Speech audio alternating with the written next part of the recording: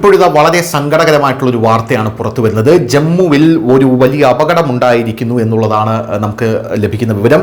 വിദ്യാർത്ഥികൾ സഞ്ചരിച്ച ബസ്സാണ് അപകടത്തിൽപ്പെട്ടിരിക്കുന്നത്. ഡിവൈഡറിൽ ഇടിച്ച് ആ ബസ് മറിയുകയായിരുന്നു എന്നാണ് അറിയാൻ സാധിക്കുന്നത്.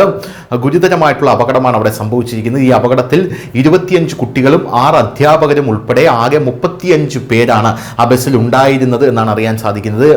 ഡ്രൈവർക്ക് ബസ്സിന്റെ നിയന്ത്രണം നഷ്ടപ്പെട്ടതാണ് ഈ അപകടത്തിന് കാരണമായത്.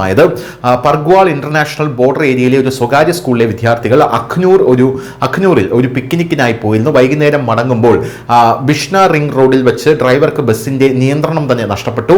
നിയന്ത്രണം വിട്ട ബസ് റോഡിലെ ഡിവൈഡറിന് മുകളിൽ കയറി റോഡിന്റെ മറുവശത്തേക്ക് മറിയുകയായിരുന്നു.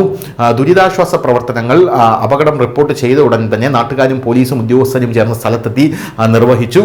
പരിക്കേറ്റ എല്ലാവരെയും ഉടനെ തന്നെ അടുത്ത ആശുപത്രിയിലേക്ക് മാറ്റി. നില കൂടുതൽ ഗുരുതരമായ വിദ്യാർത്ഥികളെ ജമ്മുവിലെ എയിംസിലേക്ക് മാറ്റിയതായി ഇപ്പോൾ റിപ്പോർട്ടുകൾ പുറത്തു വരികയാണ്.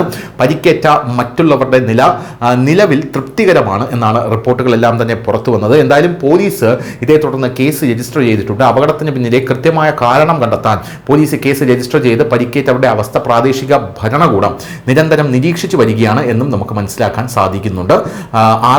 ആരും മരണപ്പെട്ടിട്ടില്ല എന്നുള്ളതാണ് ഏറ്റവും വലിയ ആശ്വാസം. എങ്കിലും ഗുരുതരമായിട്ടുള്ള പരിക്ക് പല ആൾക്കാർക്കും ഉണ്ട്, പല വിദ്യാർത്ഥികൾക്കും ഉണ്ട് എന്നും അറിയാൻ സാധിക്കുന്നു. News desk news India Malayalam.